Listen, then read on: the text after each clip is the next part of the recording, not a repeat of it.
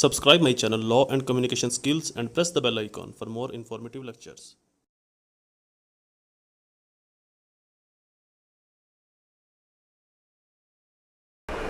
Assalamu alaikum friends and viewers, I hope all are fine. This is Mubashir Iqbal, Advocate High Court and Legal Lecturer. Series of legal lectures के अंदर हमारा आज का subject constitution of Pakistan 1973, topic या question emergency and its kind. Emergency, president of Pakistan के पास ये इख्तियार है कि किसी भी अनस्टेबल सिचुएशन के अंदर, ऐसी सूरत हाल के अंदर जब एक अदम इस्तेहकाम हो, इंतशार फैला हो, बदहाली बदनज़मी हो, तो उस एरिया में, उस ख़ास सूबे में, उस ख़ास इलाके में, उस मखसूस एरिया के अंदर एमरजेंसी का नफाज कर देता है, एमरजेंसी का ऐलान कर देता है। एमरजेंसी के ऐलान से होता क्या है? सबसे पहले तो जो बेसिक फंडामेंटल राइट्स हैं, बहुत सारे नहीं, जितने भी फंडामेंटल राइट्स हैं सारे के सारे नहीं, लेकिन बहुत सारे फंडामेंटल राइट्स सस्पेंड हो जाते हैं, like right of freedom, right of speech, right of movement, उसके अलावा right of property, cell purchase etcetera. तो कुछ इस तरह के ख़ास फंडामेंटल राइट्स हैं जो आइन आपको देता है, उनको सस्पेंड कर दिया जाता है। एमरजेंसी लगाई क्यों जाती है? ऐसी सूरत हाल जब आ जाए, ऐसी सिचुएशन आ जाए जब बदनज़मी फैली हो माशरे के अंदर, स्टेट के अंदर, किसी सूबे के अंदर या किसी एरिया के अंदर, तो उस दौरान प्रेसिडेंट वहाँ पर एमरजेंसी का नफाज करके, वहाँ के फंडामेंटल राइट को सस्पेंड करके वहाँ पर आर्म फोर्सेस को डिप्लॉय कर देता है, आर्म फोर्सेस को वहाँ पर सेंड कर देता है। तो फिर जो आर्म फोर्सेस हैं, जो सिक्योरिटीज़ एजेंसीज़ हैं, वो अपने तरीके से वहाँ पर मामलात को, हालात को कंट्रोल करती हैं। तो यही हमारा आज का टॉपिक है, emergency. Rely article 232 to onward 237 constitution of Pakistan 1973। Definition of emergency: emergency is a situation which include some impending danger to the life of the nation in which the government is empowered to perform function and action that is would normally not be allowed to preserve the nation such as suspension of fundamental right etc.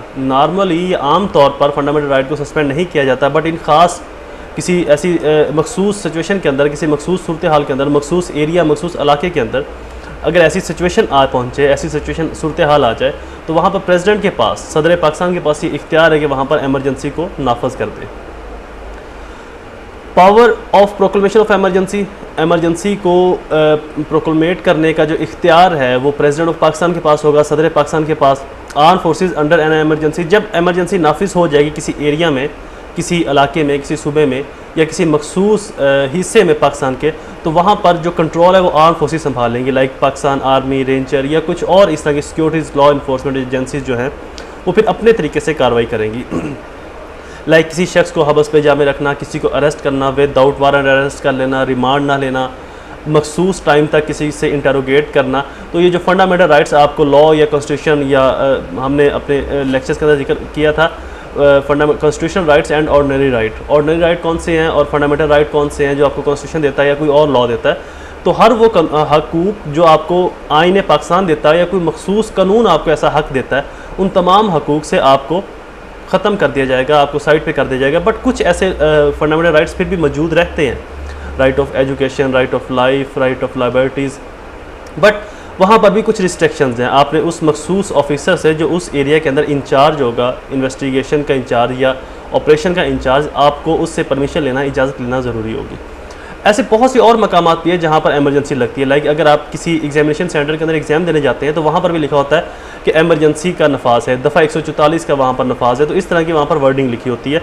तो किसी examination centre की हदूद तक भी emergency को लगाया जा सकता है, लाइक वहाँ पर राइट ऑफ असम्बली नहीं होगा, राइट ऑफ फ्रीडम नहीं होगा, राइट ऑफ स्पीच नहीं होगा, राइट ऑफ जो है मूवमेंट नहीं होगा। तो इस तरह के कुछ मखसूस वहाँ के जो राइट हैं उस मखसूस एरिया के अंदर उनको सस्पेंड कर दिया जाता है।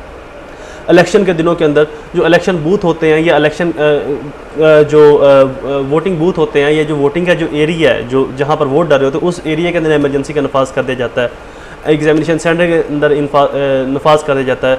कोई जलसा जुलूस कहीं पर होना है तो उस जलसे जुलूस के आसपास एमरजेंसी का नफाज कर दिया जाता है। तो ये एमरजेंसी का नफाज लाजमी नहीं कि पूरे सूबे की हद तक या किसी डिस्ट्रिक्ट या किसी बड़े शहर की हद तक हो, किसी मखसूस एरिया के अंदर, किसी मखसूस जगह तक भी एमरजेंसी को नाफज किया जाता है, एमरजेंसी का नफाज किया जाता है।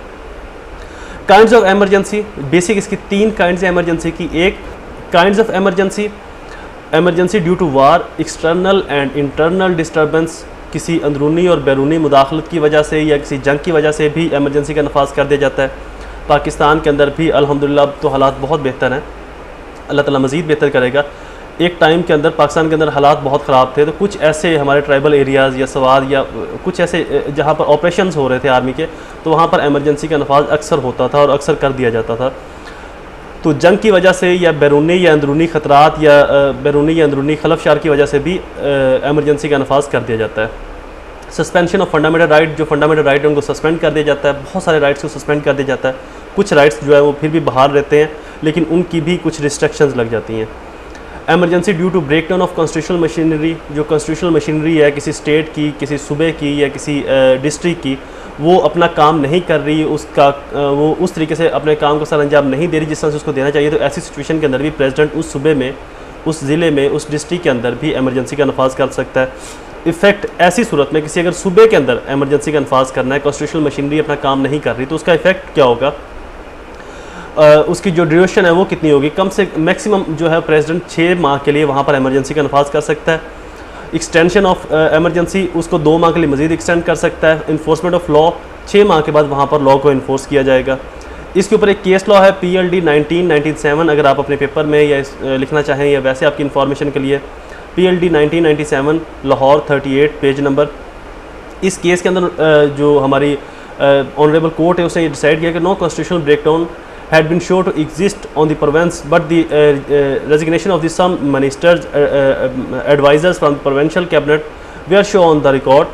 Such circumstances could be considered to constitute a situation in which the government, the province could not run in accordance with the constitution of the proclamation under Article 204 was not justified. अगर कुछ ministers किसी सूबे के resign कर देते हैं या उस सूबे की जो कैबिनेट है वो प्राइम मिनिस्टर को एडवाइस देती है, प्राइम मिनिस्टर से मशावरत करती है कि इस सूबे के ऊपर आप एमरजेंसी नाफज कर दें, यहाँ पर प्रॉपर वर्क नहीं हो रहा, प्रॉपर काम नहीं हो रहा, कॉन्स्टिट्यूशन के अकॉर्डिंगली काम नहीं किया जा रहा, तो ऐसी सिचुएशन के अंदर भी जो प्रेसिडेंट है उस सूबे के अंदर एमरजेंसी को इन्फोर्स कर देगा, जो उसकी गवर्नमेंट है उसको सस्पेंड कर देगा। बट ऐसी सिचुएशन के अंदर फंडामेंटल राइट जो है वो सस्पेंड नहीं होंगे। सिर्फ फंडामेंटल राइट से मुराद सिर्फ इंडिविजुअल राइट नहीं होते, कलेक्टिव राइट भी होते हैं, किसी डिपार्टमेंट के, कॉन्स्टिट्यूशनल मशीनरी के राइट भी होते हैं। तो अगर किसी सूबे के अंदर एमरजेंसी का नफाज किया जाता है तो फिर वो सूबे के जो लोगों के, अवाम के फंडामेंटल राइट हैं वो सस्पेंड नहीं होंगे। जस्ट सूबे की जो गवर्नमेंट है, जो उस स्टेट की जो गवर्नमेंट है, उस प्रोविंस की जो गवर्नमेंट है, उसके जो फंडामेंटल राइट हैं वो सस्पेंड हो सकते हैं। थर्ड काइंड है फाइनेंशियल एमरजेंसी, माली मामलात के मुतालिक कोई एमरजेंसी लगाना। अगर मुल्क के अंदर माशियाती तौर के ऊपर, माली तौर के ऊपर मुल्क अनस्टेबल है, तो इस पर भी प्राइम मिनिस्टर की जो एडवाइस है, जो प्रेसिडेंट है वो एमरजेंसी का निफाज कर सकता है। रेवोकेशन ऑफ प्रोक्लेमेशन, कैंसिलेशन करना। President advice of prime minister, मैंने आपको पहले भी बताया कि प्रेसिडेंट अब जो भी काम करता है वो एडवाइस ऑफ प्राइम मिनिस्टर करता है, प्राइम मिनिस्टर की हदायत के मुताबिक या उसकी एडवाइस के अकॉर्डिंगली करता है। तो प्रेसिडेंट के पास ये इख्तियार है कि वो एमरजेंसी जहाँ पर लगाई है, जहाँ पर एमरजेंसी को इन्फोर्स किया है, उसको ख़त्म कर सकता है, उसकी कैंसिलेशन के ऑर्डर जारी कर सकता है। एथेंटिसिटी ऑफ प्रोक्लेमेशन, प्रोक्लेमेशन अगर एमरजेंसी को नफाज कर दिया गया, ऐलान कर दिया गया, तो उसकी एथेंटिसिटी क्या होगी। इसको भी ऑनरेबल कोर्ट ने केस के अकॉर्डिंगली डिफ़ाइन किया। उस केस की जजमेंट कुछ यूँ है कि प्रेसिडेंट अगर कहीं पर एमरजेंसी को इन्फोर्स करता है या उसकी कैंसिलेशन करता है तो उसको किसी भी कोर्ट के अंदर चैलेंज नहीं किया जाएगा, और ना ही कोर्ट के पास ये इख्तियार है कि उसके ऊपर वो जुडिशल रिव्यू ले सकती है। पार्लियामेंट में make law of indemnity, parliament उसके ऊपर कानून साजी करेगी with the passage of time. Federal government जो फेडरल लेजिस्लेशन है। Next heading प्रीक्लूड remarks, question is complete. I hope आपको ये लेक्चर पसंद आया होगा। मेरे नोट्स के अकॉर्डिंगली मैं आपको अपना लेक्चर डिलीवर करता हूँ, तो आपके पास मेरे नोट्स का होना बहुत ज़रूरी है ताकि आप बेहतर तरीके से इसको समझ सकें। मेरे चैनल को लाइक, शेयर और सब्सक्राइब करना ना भूलें। मुझे अपनी दुआ में ज़रूर याद रखिएगा। अल्लाह ताला आपका हामी नासिर हो। वस्सलाम।